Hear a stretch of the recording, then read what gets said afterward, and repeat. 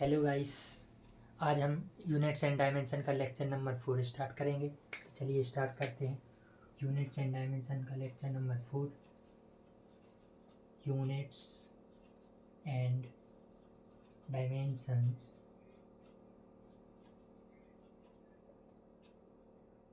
Lecture number 4।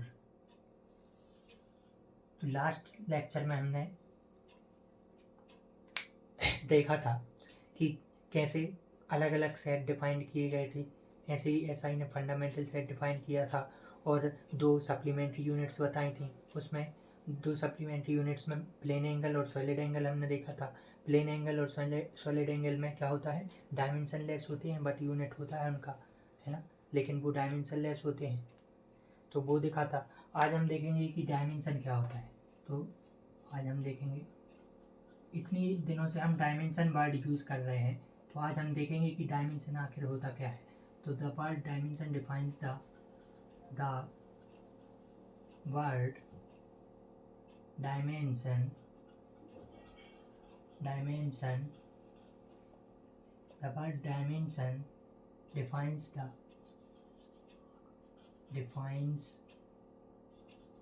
the nature of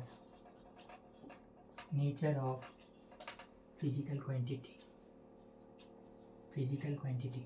तो dimension किसी भी फिजिकल क्वांटिटी का नेचर डिफाइन करता है। जैसे मान लो, एग्जांपल ले लो, मास, लेंथ और टाइम है, ठीक, और हाइट है, डिस्टेंस है, पेरीमीटर है,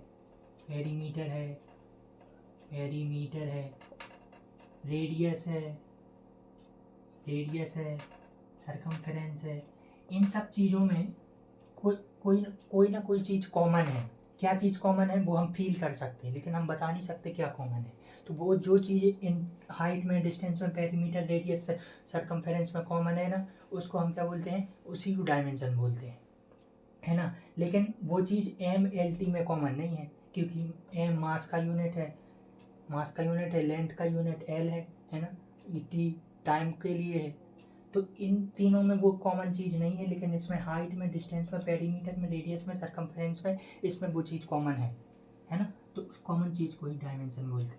तो फॉर एग्जांपल लिख सकते हैं अपन, एग्जांपल के लिए हम लिख सकते हैं क्या, कि जैसे कि height, radius, perimeter, height, radius, perimeter,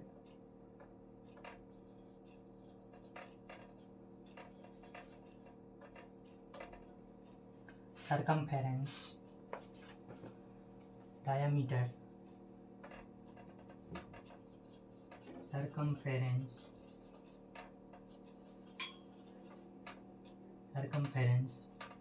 diameter, etcetera. Circumference, diameter, etc. measure in a foot, centimeter, meter are called distance. Measured in a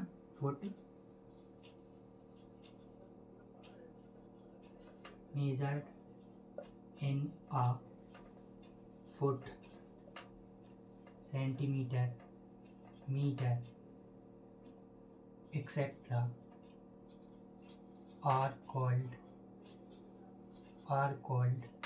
distance.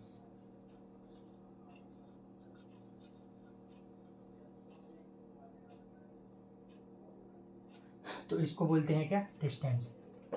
एक और पॉइंट लिखेंगे, डायमेंशन आर द पावर। अब एग्जैक्टली हम डेफिनेशन देखेंगे, तो इसको मैं rough करता हूँ।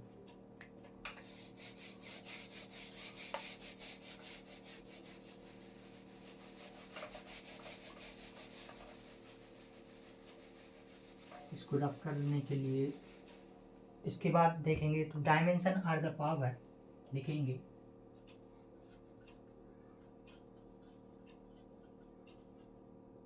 Dimensions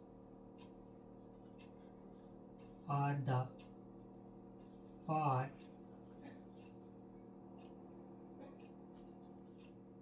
to which fundamental quantity. Dimension are the part to which fundamental physical quantity must be raised to express a physical quantity. To which a fundamental quantity, a fundamental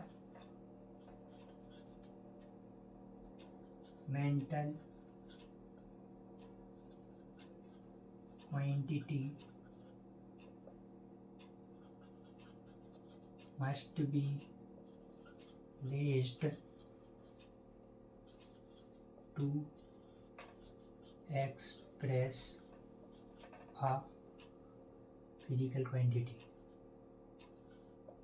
to express a physical quantity. PQ. अब जैसे example के लिए हम लेंगे, example देखेंगे, example होगा speed है, speed होता है डिस्टेंस अपॉन टाइम, तो डिस्टेंस के लिए L लिख सकते, टाइम के लिए कैपिटल T लिख सकते, तो इसका डायमेंशनल फार्मूला क्या हो जाएगा, L T, ऊपर आएगा तो -1, ठीक। ये डायमेंशनल फार्मूला ऐसे भी लिख सकते हैं, इसको ऐसे भी लिख सकते, L T -1, ये वाला ब्रैकेट यूज करके भी लिख सकते, किसी भी तरीके से आपको ऑप्शन में दिया हो सही माना जाएगा। L T -1 इस तरीके से भी लिख सकते, ये हो गया, ठीक। तो इसको बोलते हैं अपन डायमेंशनल फार्मूला। और डायमेंशन जैसे इसमें पूछा जाए dimension of speed in length, question है इधर पे, dimension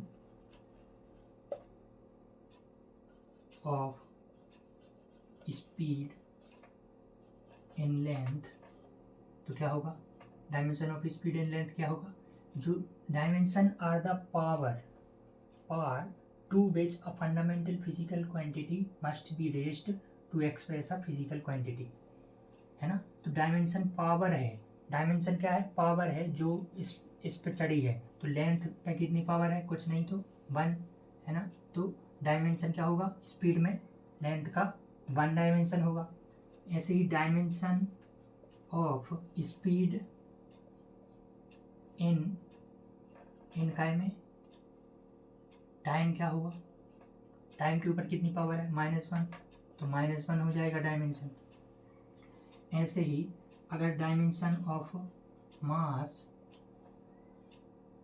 dimension of speed in mass क्या होगा, इन मास में क्या होगा, तो मास कुछ नहीं है तो 0 होगा, तो इधर पे ये भी लिख सकते हैं m0 L1 T -1, ये भी डायमेंशनल फॉर्मूला हो सकता है, ठीक है। इसको लिख लिया हो तो रफ करते हैं।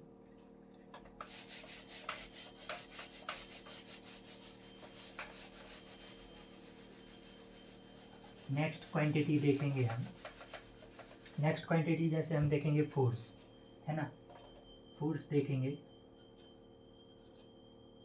तो फोर्स का फॉर्मूला होता है मास इंटू एक्सेलरेशन। तो मास इंटू एक्सेलरेशन, जो 11th क्लास में बच्चे हैं वो फॉर्मूले की टेंशन ना लें, आप जैसे ही चैप्टर आगे पढ़ेंगे तो आपको आगे सब फॉर्मूले आ जाएंगे। जो ड्रॉपर्स हैं तो उनको फॉर्मूले आ सकते हैं, तो उनके लिए ये चैप्टर इजी होगा, बाकी ये चैप्टर सच में बहुत इजी, तो टेंशन ना लें आप। मास इंटू एक्सेलरेशन है, तो मास का यूनिट ऐसा यूनिट किलोग्राम, एक्सेलरेशन को हम लिख सकते हैं मीटर पर सेकेंड स्क्वायर, ठीक। इसको बोलते हैं अपन न्यूटन, ठीक है, ये याद रखना है अपन को, किलोग्राम मीटर पर सेकेंड स्क्वायर को बोलते हैं न्यूटन, ठीक। अब इसको अपन को डिनोट करना है डायमेंशनल फार्मूला में, तो m के ऊपर पावर कितनी है, m के ऊपर पावर है 1, l के ऊपर पावर है 1, t के ऊपर पावर ऊपर आएगा t -2, तो ये हो जाएगा डायमेंशनल फार्मूला। तो फोर्स का डायमेंशनल फार्मूला क्या होगा, फोर्स का डायमेंशनल फार्मूला होगा, क्या होगा, m के ऊपर पावर 1, l के ऊपर पावर 1, t के ऊपर पावर -2, ये होगा। तो इसमें पूछा जाए dimension of speed in mass, dimension of speed in mass, है ना,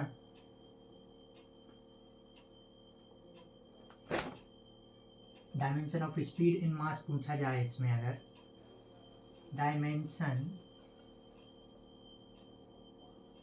ऑफ स्पीड इन मास पूछा जाए, तो क्या हो जाएगा, मास के ऊपर कितनी पावर है इसमें, 1 है, तो आंसर हो जाएगा 1। ऐसे ही dimension of speed in length, length के ऊपर कितनी पावर है, 1 है, तो 1 हो जाएगा। डायमेंशन ऑफ स्पीड नहीं यार, सॉरी, फोर्स होगा, फोर्स है ना, डायमेंशनल फार्मूला फोर्स का है, तो क्या होगा, फोर्स होगा यहाँ पे, है ना, तो force, dimension of force in mass, dimension of force in length 1 होगा, dimension of force in time, dimension of force in time -2 होगा। तो ये होगा डायमेंशन। डायमेंशन पावर होता है, जो फंडामेंटल फिजिकल क्वांटिटी हमने साथ डिफाइन की थी, उसके ऊपर जो पावर होती है उसको हम डायमेंशन बोलते हैं। आज के लिए इतना ही, थैंक यू वेरी मच।